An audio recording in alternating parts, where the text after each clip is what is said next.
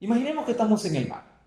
Tenemos el sol, el agua y prácticamente dentro del agua se van a encontrar los peces. En el término de fisiología, estos peces vendrían a ser nuestras células.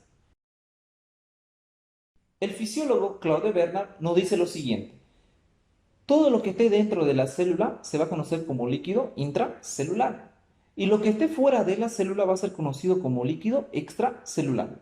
Este a la vez está compuesto por dos compartimientos, conocidos como líquido intravascular. Este es nada más que el líquido que se encuentra dentro de los vasos. Y el líquido intersticial. Este líquido intersticial está compuesto prácticamente por todo el espacio que queda entre la célula y los vasos. El fisiólogo Claude Bernard nos dice: todo lo que esté fuera de la célula va a ser conocido como medio interno. Y recordemos que lo que estaba fuera de la célula era el líquido extracelular. Por lo tanto, el medio interno es el líquido extracelular, que está compuesto por el líquido intersticial y el líquido intravascular. Entonces tenemos el medio interno. Tenemos el líquido intracelular, que vendría a ser prácticamente todo lo que esté dentro de la célula. Y a la vez tenemos un medio externo. El medio externo se refiere a todo lo que esté fuera del ser vivo. Ejemplo, el medio ambiente, tenemos el sol, y entre ellos tenemos, por ejemplo, el oxígeno, el agua, los alimentos, y que esto van a repercutir sobre nuestro medio interno. Lo más importante es que entendamos qué es medio interno. Para recordar, dibujamos dos células y recordemos que todo lo que está dentro de la célula es conocido como espacio intracelular. Y lo que esté fuera de la célula es conocido como espacio extracelular. Ojo, que al espacio extracelular también lo conocemos como medio interno. Y este está compuesto por el espacio intersticial y el espacio intravascular.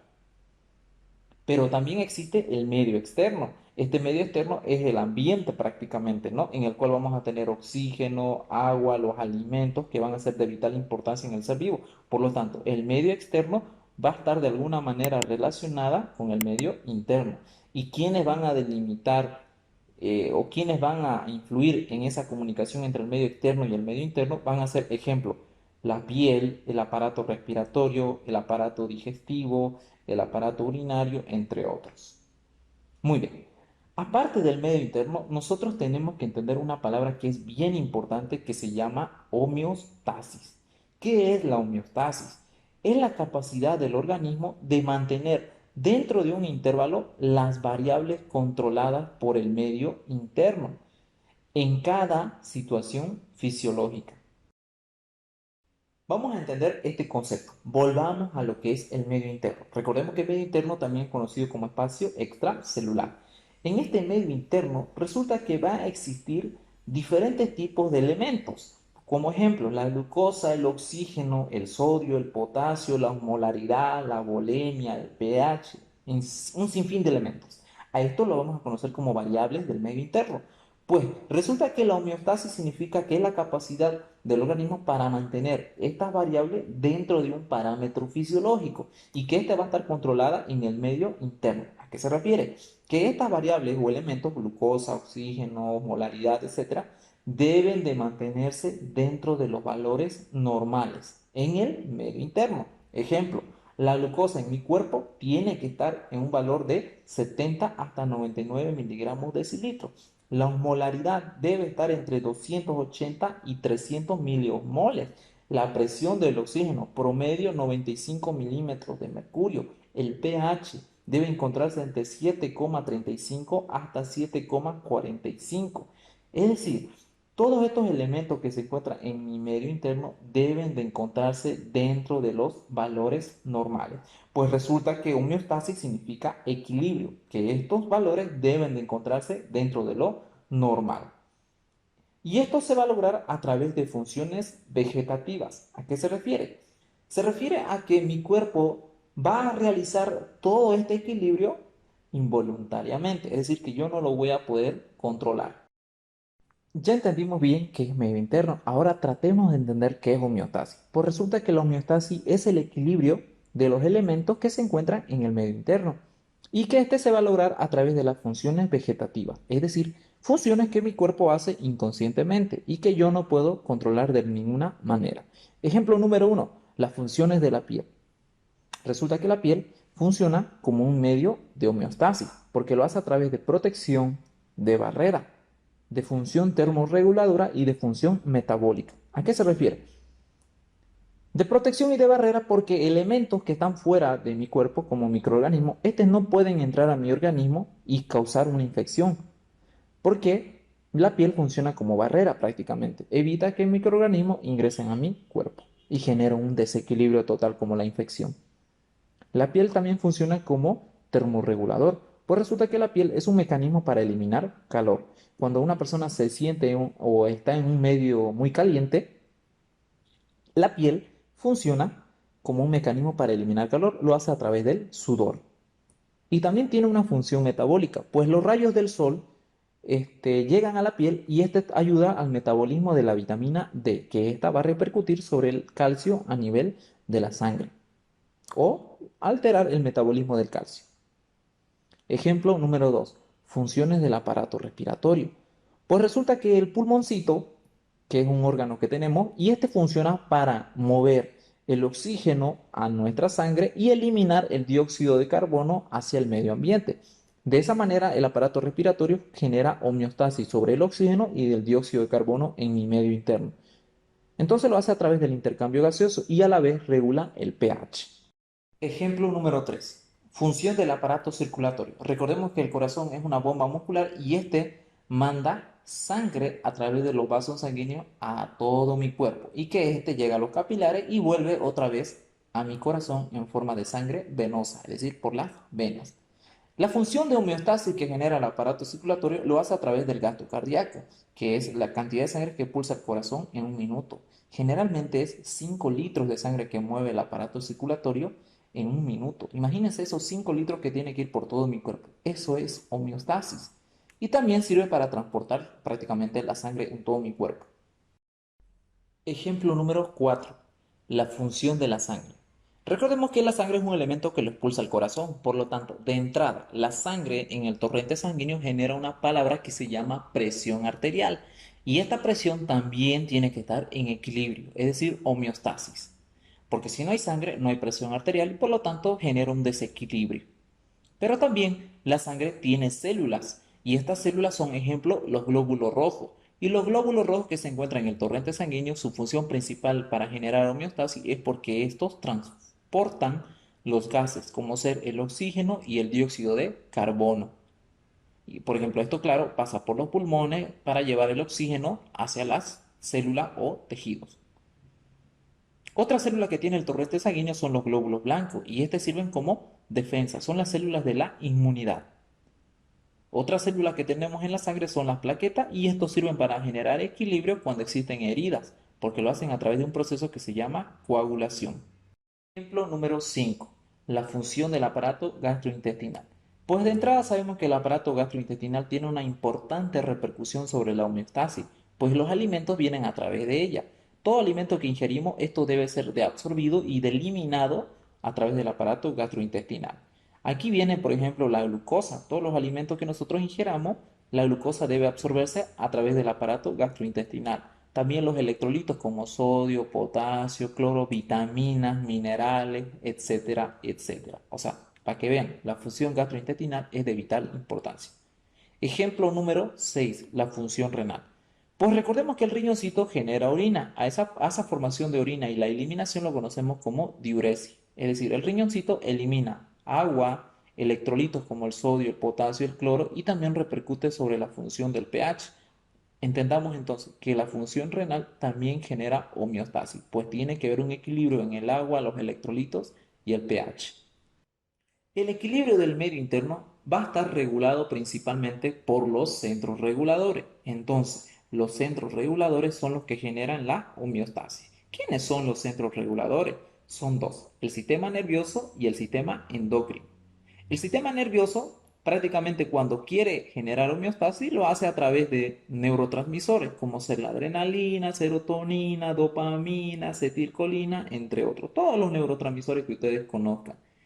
Y el sistema endocrino, cuando quiere generar homeostasis, también lo hace a través de unas sustancias que se llaman hormonas.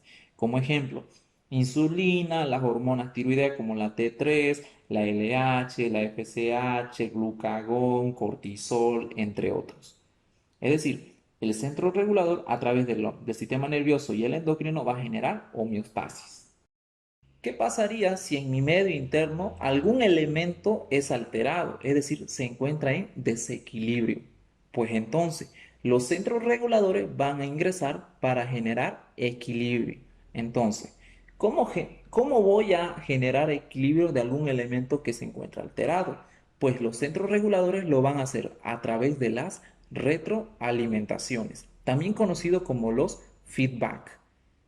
Hay dos tipos de retroalimentaciones o feedback: la retroalimentación positiva y la retroalimentación negativa.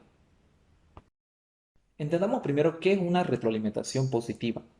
Los textos de fisiología se refieren a la retroalimentación positiva como un proceso por el cual el cuerpo detecta un cambio y éste activa mecanismos que aceleren ese cambio.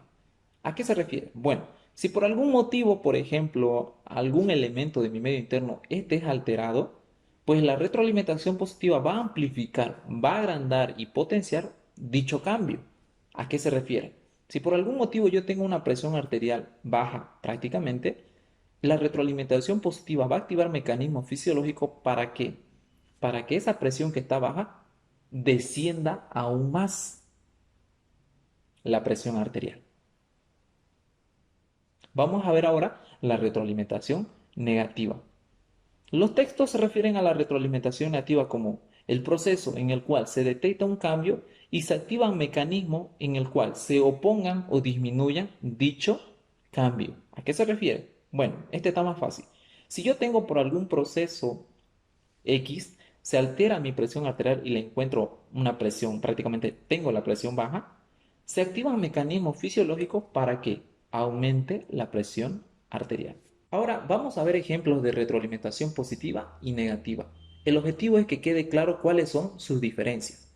Vamos a ver un pequeño concepto de retroalimentación positiva y negativa. Recordemos que la retroalimentación positiva es cuando existe algún cambio o alguna alteración del medio interno, se activa un proceso fisiológico para que este cambio sea potenciado o amplificado. Es decir, la retroalimentación positiva generalmente son dañinas y peligrosas y en algunos casos son beneficiosas.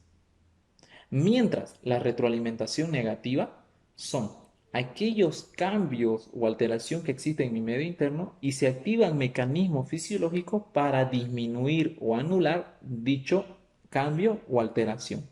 Prácticamente la retroalimentación negativa son las más frecuentes que existen en mi cuerpo y son las más beneficiosas, o por lo menos su objetivo es beneficioso. Vamos a ver los ejemplos. Ejemplo número uno, la temperatura. Recordemos que para que estén en homeostasis, la temperatura tiene que estar entre 36 a 37 grados. Pero imaginemos que por algún motivo la temperatura está baja, es decir, hipotermia. Bueno, como está bajo, está en desequilibrio, van a activarse el mecanismo fisiológico para tratar de regular. Se va a meter el sistema nervioso y el sistema endocrino. El sistema nervioso lo va a hacer a través de procesos de vasoconstricción. Esta vasoconstricción se genera para que la sangre que está en la piel se vaya a los órganos más importantes, como riñón, hígado o corazón. El objetivo es que transporte la calor y también el sistema nervioso va a activar mecanismos como los temblores. Es por eso, y los temblores que generan calor prácticamente. Es por eso que cuando ustedes se van a un medio donde se encuentra bien frío, como La Paz o algún lugar bien frío, entonces tu cuerpo empieza a temblar, los dientes incluso empiezan a temblar, los dientes empiezan a chocar, generan un pequeño ruido típico o las rodillas empiezan a temblar porque es un mecanismo de regulación. ¿Para qué? Para que genere calor. El sistema endocrino, ¿qué hace? Aumenta el metabolismo basal. Es decir, los intestinos, el hígado, todo eso empiezan a aumentar su función. ¿Cuál es el objetivo? Generar calor. Es por eso que cuando ustedes se encuentran en la altura también o en un lugar bien frío, su organismo empieza a aumentar el metabolismo basal. En resumen, ustedes cuando están en frío, aumenta su metabolismo basal. Por lo tanto, a ustedes siempre les va a dar hambre. Cuando ustedes van a un lugar bien frío, siempre aumenta la necesidad de comer. ¿Por qué? Porque el metabolismo basal está aumentado. ¿Cuál es el objetivo aquí del sistema nervioso y endocrino? Pues aumentar el metabolismo basal, el sistema nervioso, el objetivo es que aumente la temperatura del cuerpo. En esta situación, ¿estamos ante qué tipo de retroalimentación? ¿Positiva o negativa? Si nos damos cuenta, la temperatura estaba baja. ¿Cuál fue el resultado final de los mecanismos fisiológicos? ¿Aumentarla o disminuirla? La respuesta es aumentar la temperatura. Como estaba baja, yo la subí. Subí la temperatura. Entonces, ¿qué tipo de retroalimentación cumple ese criterio? La respuesta es retroalimentación negativa, porque yo tenía una temperatura baja y como resultado subí la temperatura por los procesos de retroalimentación. Ejemplo número 2. La glucosa en mi cuerpo tiene un valor de 70 hasta 99 miligramos de decilitro. Es decir, eso es el valor normal, eso está en equilibrio. Pero por algún motivo, ejemplo, la persona no desayunó o se encuentra en ayunas prolongadas, su glucosa en el cuerpo se encuentra a un valor de 50. Prácticamente tengo una glucosa baja. Eso ya es un desequilibrio. Mi organismo va a activar mecanismos fisiológicos para generar retroalimentación. ¿Cómo lo va a hacer? El sistema nervioso y el sistema endocrino van a funcionar coordinadamente para que esto se libere glucagón. ¿Qué hace el glucagón? Va al hígado y este rompe los almacenamientos de glucosa conocidos como glucógeno. Cuando se rompen los glucógenos, este libera glucosa al torrente sanguíneo. Entonces, subiendo el azúcar en la sangre, es decir, sube la glucosa, por lo menos a 80. Entonces, ¿qué tipo de retroalimentación es este ejemplo? Yo tenía una glucosa baja prácticamente, 50, y subí la glucosa a 80. Entonces, glucosa de 50 a 80, eso es un mecanismo de retroalimentación, pero de tipo negativa, porque la glucosa estaba baja y por mecanismo fisiológico aumenté la glucosa.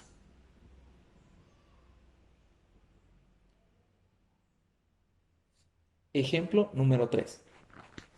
Por algún motivo, el valor normal de la presión es 120/80, pero por algún motivo la presión arterial subió, es decir, está alta. Ejemplo, 150/90. No está en equilibrio. Por lo tanto, se activa un mecanismo fisiológico en el cual el sistema nervioso y el sistema endocrino van a funcionar coordinadamente para que estos desactiven el famoso sistema renina-angiotensina-aldosterona. ¿Cuál es el objetivo del sistema renina-angiotensina-aldosterona? Absorber agua a través del riñón. Pero si yo desactivo el sistema renina, este va a generar mayor cantidad de diuresis, que significa va a orinar mayor cantidad de agua. Si yo elimino agua, disminuye la volemia en mi sangre. Por lo tanto, si disminuye la volemia, baja la presión arterial.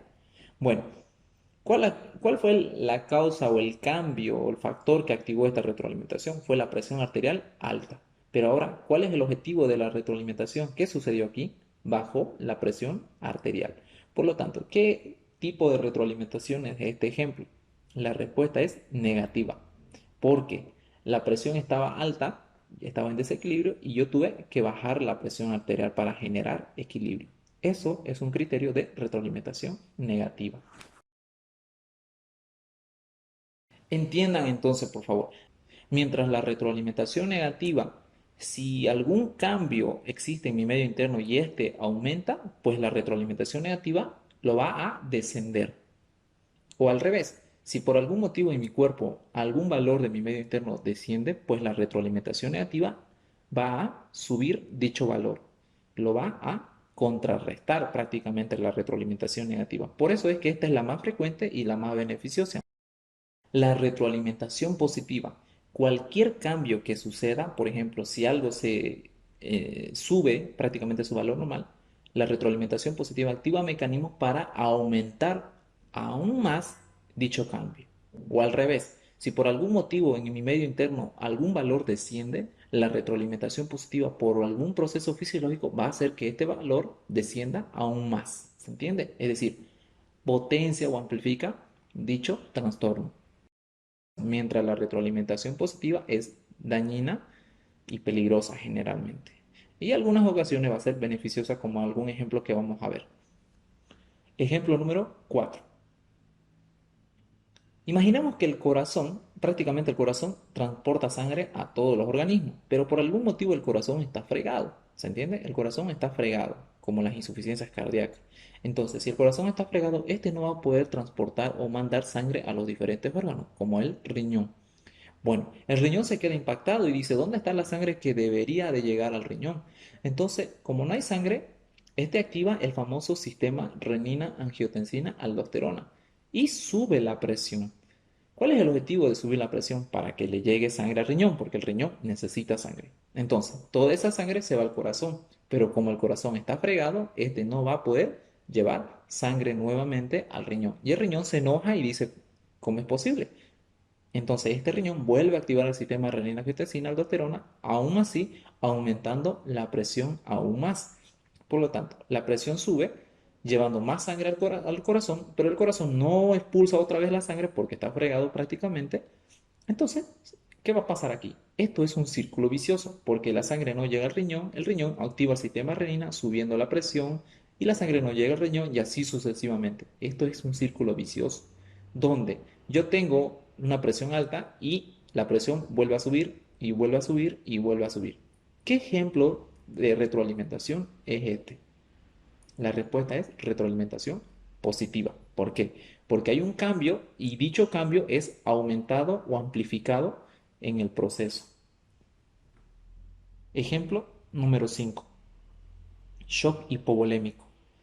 Bueno, en este ejemplo tenemos que una persona pierde sangre por algún motivo, tiene una hemorragia. Pues la sangre tiene que ir al corazón. Y este corazón, como no le llega sangre prácticamente por la hemorragia, este corazón expulsa menor cantidad de sangre. Bueno, el corazón, como no expulsó sangre, este tiene menor perfusión, es decir, menos sangre expulsó el corazón y menos sangre le tocó al corazón para nutrirse. Por lo tanto, el sistema nervioso activa al corazón aumentando la frecuencia cardíaca. Pero como no hay sangre, este corazón se va a debilitar. Y otra vez, como hay prácticamente menor cantidad de sangre, este va a ir al corazón nuevamente y este corazón nuevamente va a expulsar menor cantidad de sangre. Y así sucesivamente. Otra vez estamos en un círculo vicioso. ¿A qué se refiere entonces? Yo voy a tener presión baja de entrada, porque la hemorragia, como no hay sangre, baja la presión. Y como el corazón trata de compensar trabajando más, entonces la presión desciende aún más. Mientras más avance el ciclo de la hemorragia, más la presión va a descender más aún. Entonces, ¿qué tipo de ejemplo tenemos aquí? Es un ejemplo de retroalimentación positiva. ¿Por qué?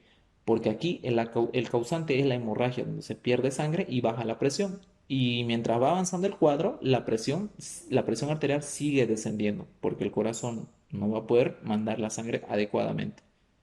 Porque el corazón se debilita, como la sangre también tiene que nutrir al corazón, y como no hay sangre, el corazón se debilita, entonces la presión va a ir descendiendo paulatinamente. Es un ejemplo de retroalimentación positiva.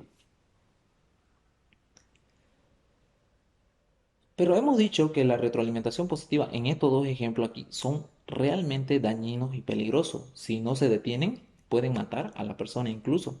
Entonces, pero también hemos dicho que en algunas ocasiones la retroalimentación positiva es muy beneficiosa. ¿A qué se refiere entonces con ello? Vamos a ver el último ejemplo, ejemplo número 6.